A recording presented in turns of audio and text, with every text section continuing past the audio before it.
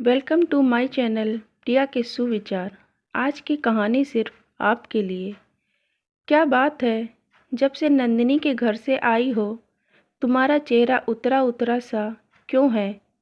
राजीव ने ज्योति से पूछा। कुछ नहीं, जाने दीजिए।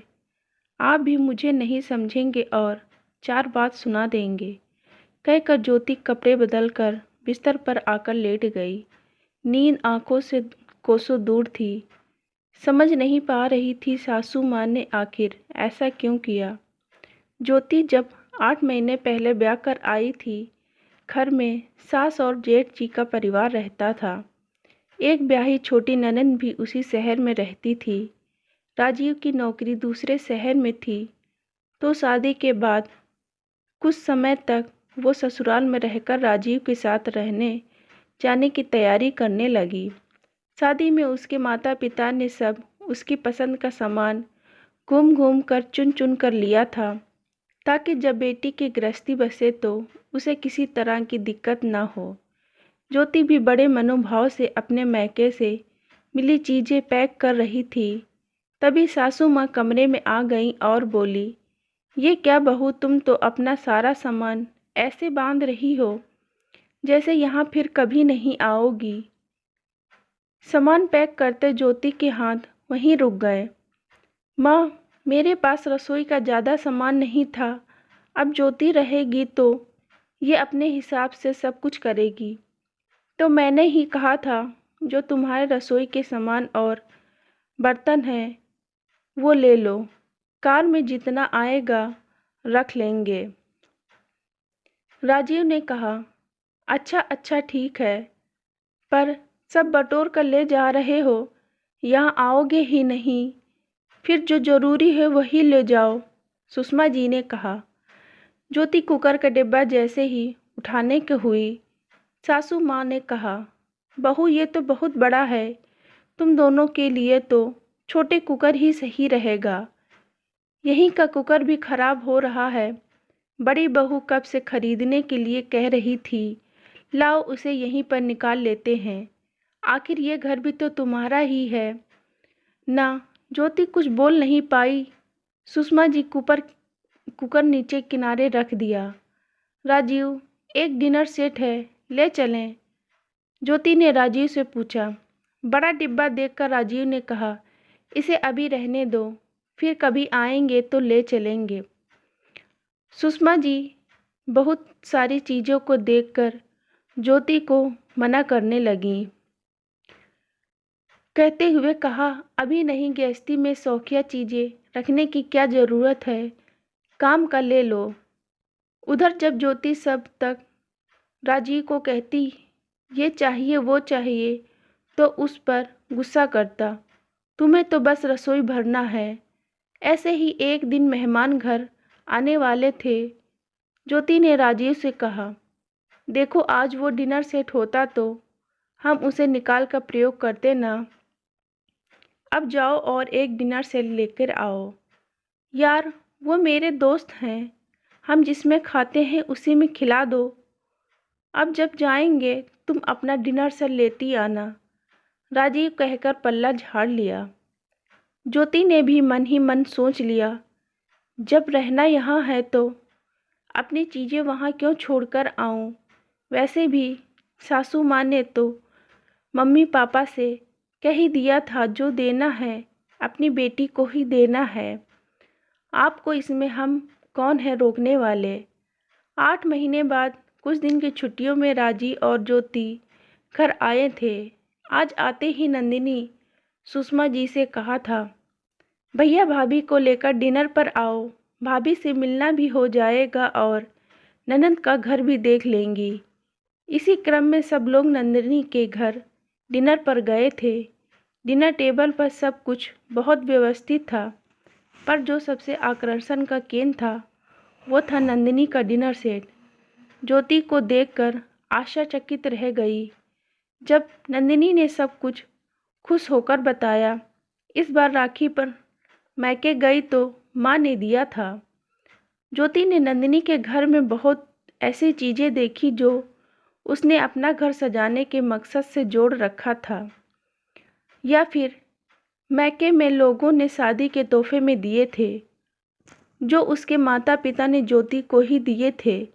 रसोई में भी बहुत कुछ उसका ही सामान दिख रहा था। माता पिता ने ज्योति को ही दिए थे, वो सब कुछ उसका ही सामान दिख रहा था। खाने के बाद नंदिनी ज्योति को अपने बेडरूम में ले गई। बिस्तर पर जो बेडशीट बिछा हुआ था वो देखकर ज्योति ने पूछा, बहुत खूबसूरत लग रहा है। ये भी माँ ने ही दिया है। पता है, जब भी घर जाती हूँ माँ कुछ न कुछ देती ही है। कहती है तेरे लिए खरीद कर रखा हुआ था। नंदिनी अपनी ही धुन में बोली जा रही थी, इस बात से अनजान ये सब तो उसकी भाभी का है, जो उसकी माँ धोखे से अपनी बेटी को दिए जा रही है। ज्योति का ये सब देखकर पूरा मूड खराब हो गया था। आखिर सास ने उसे इस धोखे में क्यों रखा था, बाद में ले जाना। ये सब सोचते सोचते ज्योति को नींद आ गई। दूसरे दिन अपने मन की उथल पुथल शांत करने के लिए ज्योति सुषमा जी से राजीव के सामने बोली, मम्मी जी, नंदिनी जी के पास सेम मेरे जैसा ही डिनर सेट था, और तो और उसके कमरे में जो बेडशीट बिछा हुआ था सेम मैंने भी अपने लिए पसंद कर लिया था। आपकी और मेरी पसंद कितनी मिलती है। राजीव ने कहा, इस बार तो बाकी सामान भी ले चलेंगे, वहाँ कभी न कभी बहुत ज़रूरत होती है और ये लेने नहीं देते हैं। आप स्टोर की चाबी दीजिए ना, मैं सामान देख लूँ क्या क्या ले जाना है।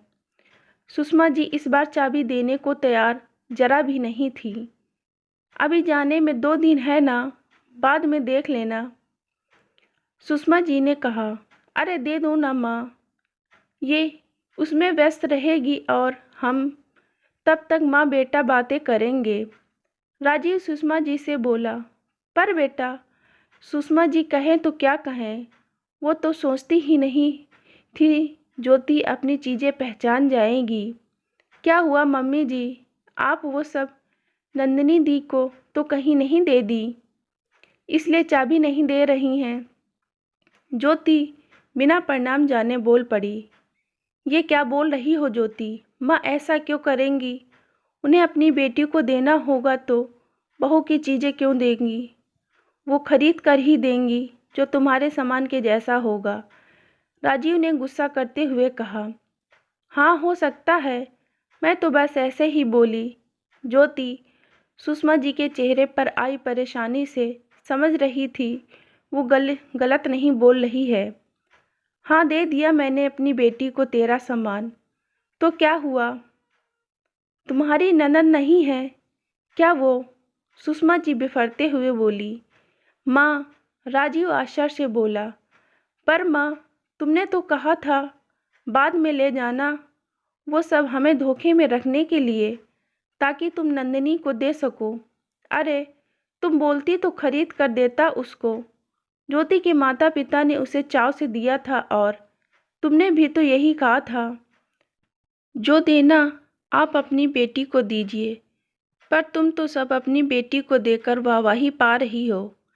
राजीव को माँ का ये व्यवहार अच्छा नहीं लगा और रात ज्योति के उतरे चेहरे का राज भी समझ आ गया। माँ नंदिनी दी ने जब कहा सब माँ ने दिया तभी मुझे समझ आ गया था, आपने मेरा अधिकांश सामान उठाकर उन्हें ही दे दिया, पर क्यों, ज्योति सुषमा जी से पूछी। मेरी बेटी को शादी में मैंने बहुत कम सामान दिया था, जब तुम्हारा इतना सामान देखी तो मेरे मन में आने लगा बेटी को देने का शौक़ पूरा कर सकती हूँ।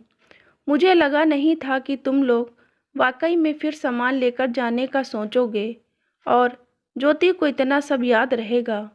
मुझे माफ़ कर दे बेटा, मैं बेटी के मुंह में बहू की चीज़ों पर अपना हक जमा बैठी। सुषमा जी रोते हुए बोली, मम्मी जी माफ़ी की बात नहीं है, पर परिवार में जो भी बेटा बहू को धोखे में रख कर ये सब करना सही है। आप मुझसे बोलती तो मैं मना नहीं करती, पर पीछे से मेरा ही सामान देना सही नहीं था। बाकी आप बड़ी हैं और समझदार भी, मैं अब कुछ लेकर नहीं जाऊंगी। मुझे नहीं पता मेरी बेटी के माता पिता जो सामान बेटी को देकर विदा करते हैं, ससुराल आते उस पर उसका हक नहीं रहता। ज्योति इतना बोलकर अपने कमरे में चली गई। ज्योति, मुझे जरा भी अंदाजा नहीं था मैं ऐसा कुछ करेंगी। उन्होंने जो किया गलत किया। अब ये बात नंदिनी को कभी मत बताना। उसे बहुत बुरा लगेगा कि उसकी माँ ने उसकी भाभी का सामान उसे दे दिया। राजीव ज्योति के आगे हाथ जोड़कर विनती करने लगा। इतनी समझ है राजीव, अब मैं यहाँ से कुछ लेकर जाने वाली नहीं और आप मुझे वहाँ कुछ भी लेने से मना नहीं करेंगे, समझे? ज्योति ने बात भुलाकर आगे बढ़ने में ही समझदारी समझी। दोस्तों, इस रचना पर अपनी प्रतिक्रिया जरूर व्यक्त करें। आपको क्या लगता है, अधिकांश घरों में ऐसा होता है?